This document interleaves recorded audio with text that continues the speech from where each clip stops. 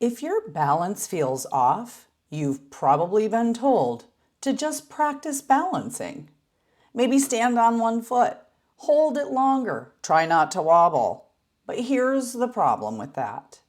That's not actually how balance improves. Balance improves when you understand what your body is trying to do, and then you train that. In the last few videos, we've talked about how different parts of your body contribute to balance. Your feet interacting with the ground, your hips helping to control movement, your core organizing everything through your center. But here's the piece that really matters. None of those things work in isolation. Your body is constantly taking in information, processing it, and responding to it in real time. And that's what balance actually is. Hi, I'm Heather, a yoga and Pilates teacher, educator, and creator of a strength-forward, capacity-building approach to healthy aging. I work directly with adults over 50, and I train teachers to support aging bodies using intelligent, evidence-informed movement. I help people understand their bodies so they can move better, feel stronger, and stay active as they age. And today, we're talking about 3 simple ways you can start training your balance. When we talk about balance, we're really talking about 3 things working together: awareness, control, and responsiveness. And if even one of those pieces isn't working well, balance starts to feel harder, less stable, or unpredictable. So instead of just practicing not falling over, we want to train these 3 things directly. First up is awareness. Awareness is your body's ability to sense where you are in space. This is called proprioception, and it's happening all the time, whether you're thinking about it or not. Every joint in your body has receptors that are constantly sending information to your brain about position, pressure, and movement.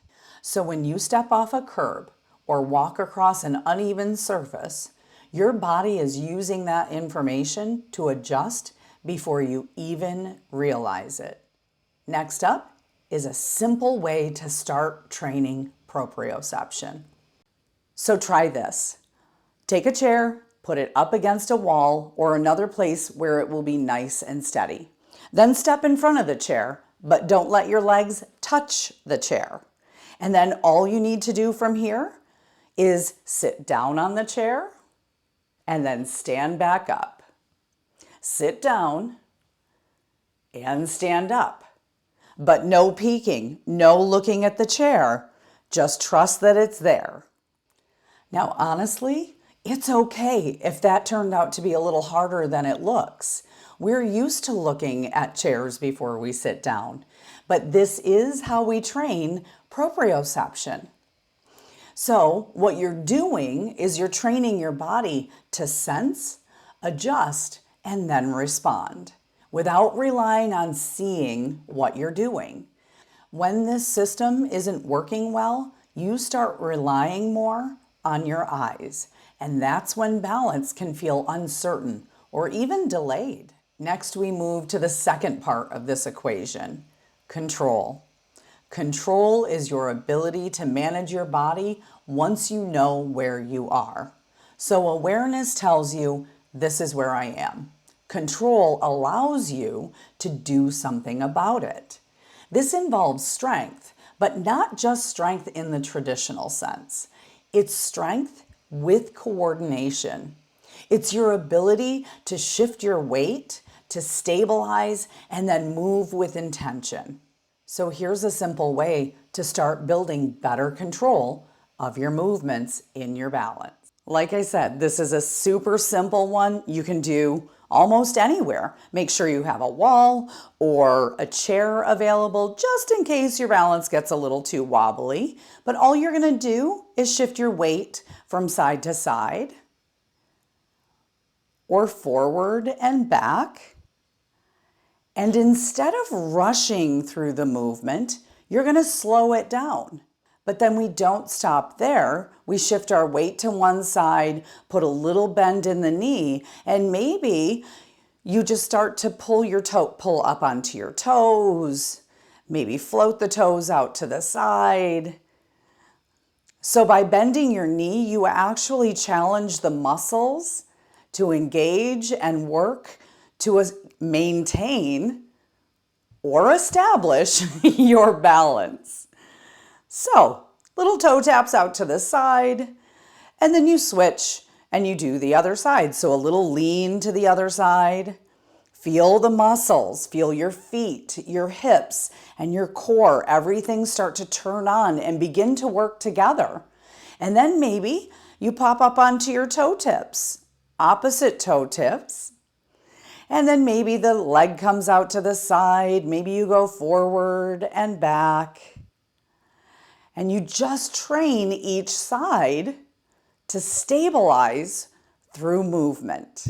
This is where strength and stability come in, especially through your hips and your core. If this piece is missing, you might feel wobbly, even if you know where your body is, because you can't quite control what happens next. And this brings us to our third and final, responsiveness. Responsiveness is your body's ability to react to change. And this is the part that becomes really important as we age.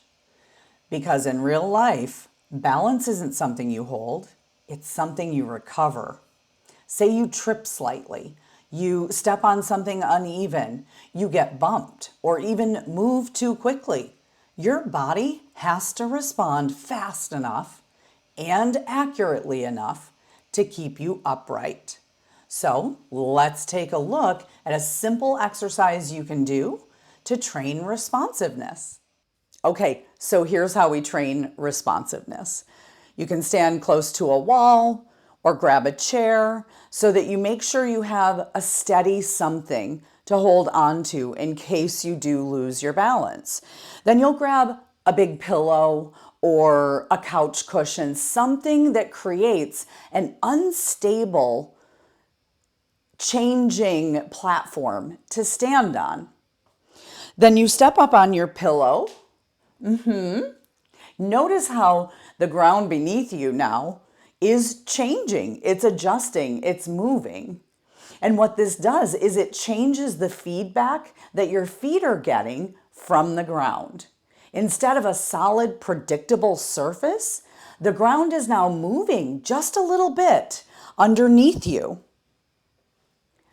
This forces all of those small stabilizing muscles, especially around your ankles, to wake up and to learn to adapt again.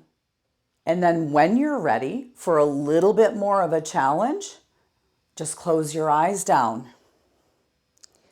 Feel how your feet, your ankles, your hips, and your core need to adjust continuously to keep you upright. And then from there, your last deepening option is just a stepping down and stepping up, stepping down, stepping up. But slow it down and try not to look at your feet. Now your body has to do even more with each of these deepening challenges. It has to sense where you are. It has to adjust quickly, and it has to respond in real time. So this is where your training becomes real world useful. Because if your body isn't used to responding, even small changes can feel like big disruptions. Balance isn't built by holding still. It's built by learning how to respond. So if you want to start improving your balance, don't just practice standing still. Start training your awareness, your control, and your ability to respond. And if you're over 50 or you're heading there and you want to understand your body, not fight it, this channel is for you. So go ahead and subscribe, because aging, It's not about restriction. It's about learning how your body works now. And if you'd like deeper tools and guidance, you can join my email community at OmBodies.com. That's where I share more of the good stuff.